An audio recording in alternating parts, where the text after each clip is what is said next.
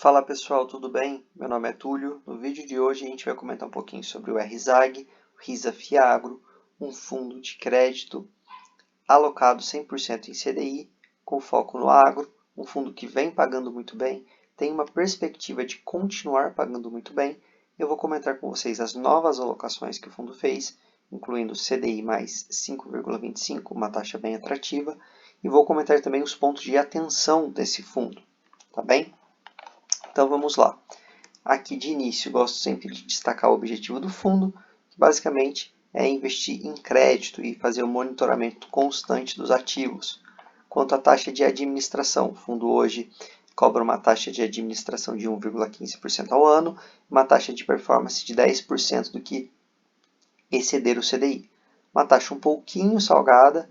Por outro lado, a gente tem ciência que não existem tantos veículos, tantos fundos ainda no mundo agro, ligados ao setor agro. Quem sabe no futuro, com a expansão desse setor, novos veículos, isso traga uma competitividade e as taxas sejam reduzidas. Isso ajudaria bastante os investidores.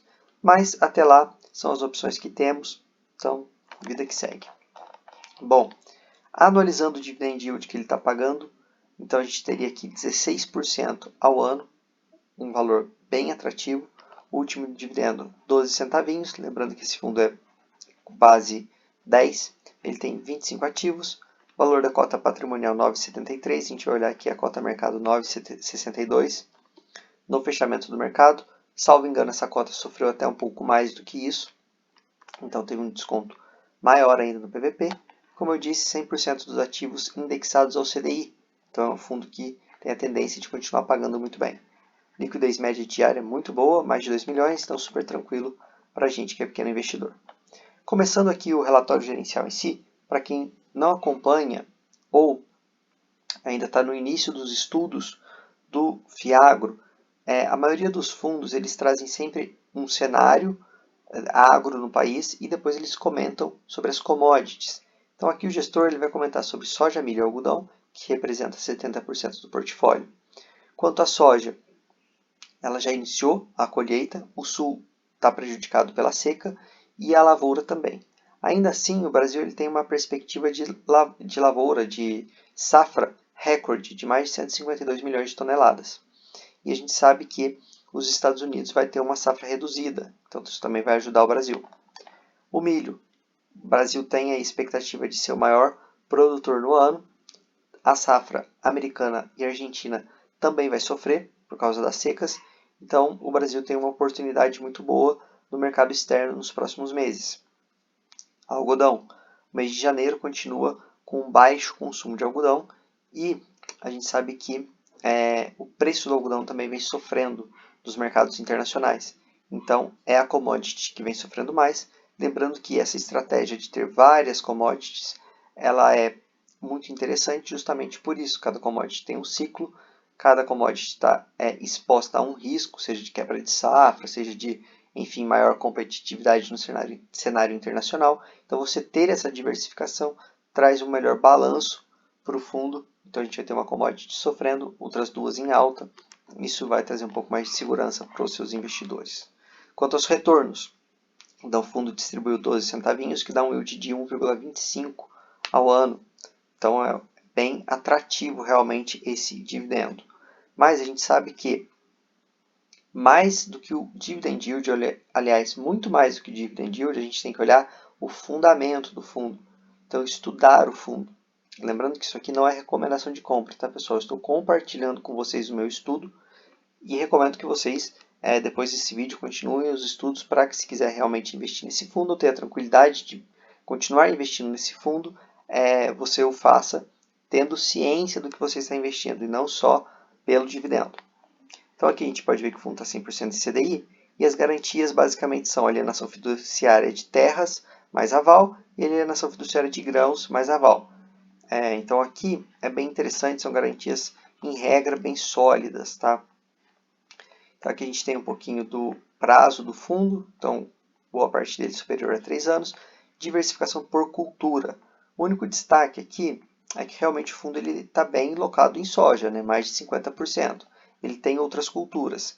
Quem sabe no futuro ele consiga distribuir isso aqui de uma maneira mais diversificada. Eu sei que soja realmente é muito forte, está em alta, mas o ideal é que no futuro ele consiga, né, ou aumentar essas outras aqui, ou até acrescentar mais alguma commodity. Aqui a diversificação geográfica, a gente pode ver que no Maranhão, Piauí e Bahia são as maiores concentrações.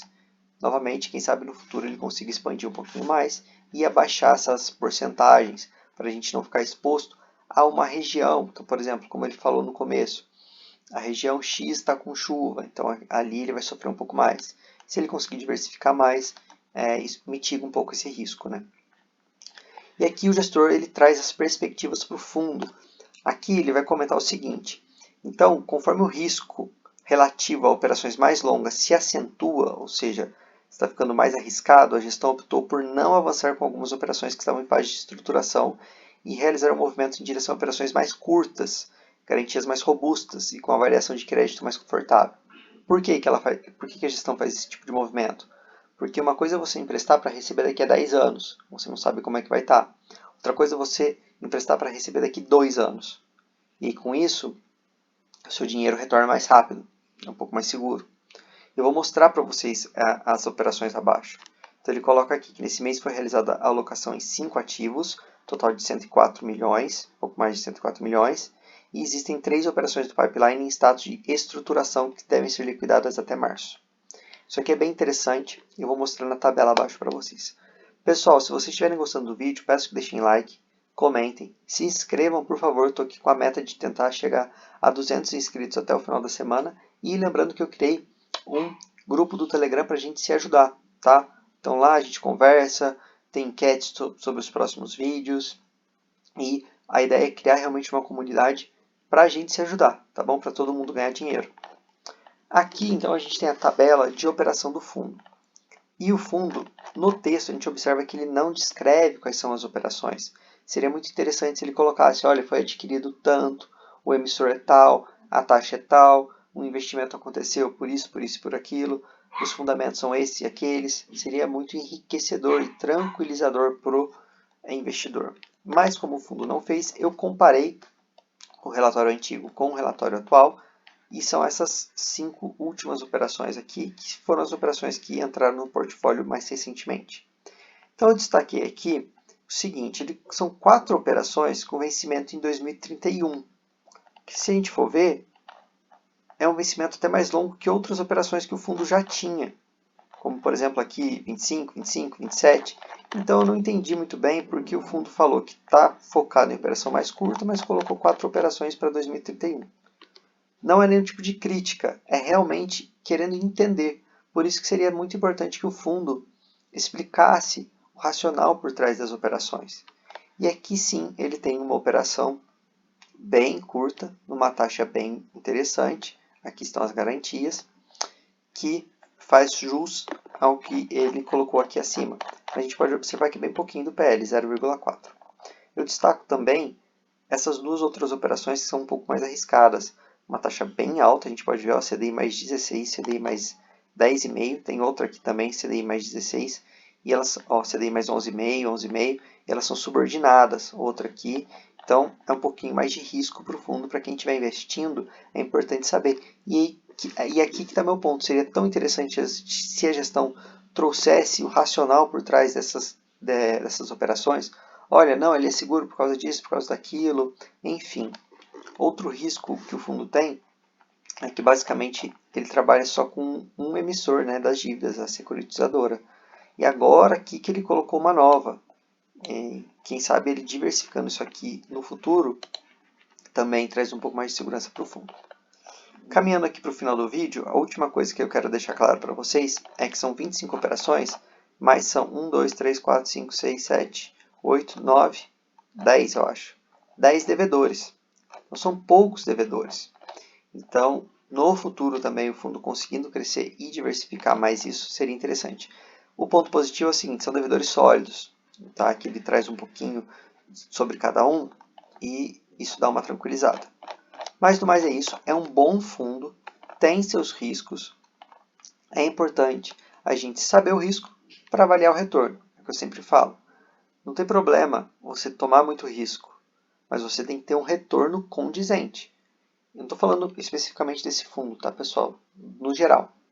Se você está tomando um risco muito alto, o seu retorno tem que ser muito alto. Se você está tomando um risco mais baixo, o seu retorno vai ser mais baixo. E aí você tem que sempre acompanhar isso. Às vezes tem distorções positivas, e a gente aproveita. Às vezes vão ter distorções muito claras, você está tomando muito risco para um retorno muito baixo, e aí não compensa ficar nesse tipo de papel, nesse tipo de ativo, enfim, nesse tipo de investimento. No mais é isso, se vocês gostaram do vídeo, peço novamente o like. Estou me esforçando aqui para trazer vídeo todos os dias. E também que vocês se inscrevam, que seria muito importante para mim. Até o próximo vídeo e um grande abraço.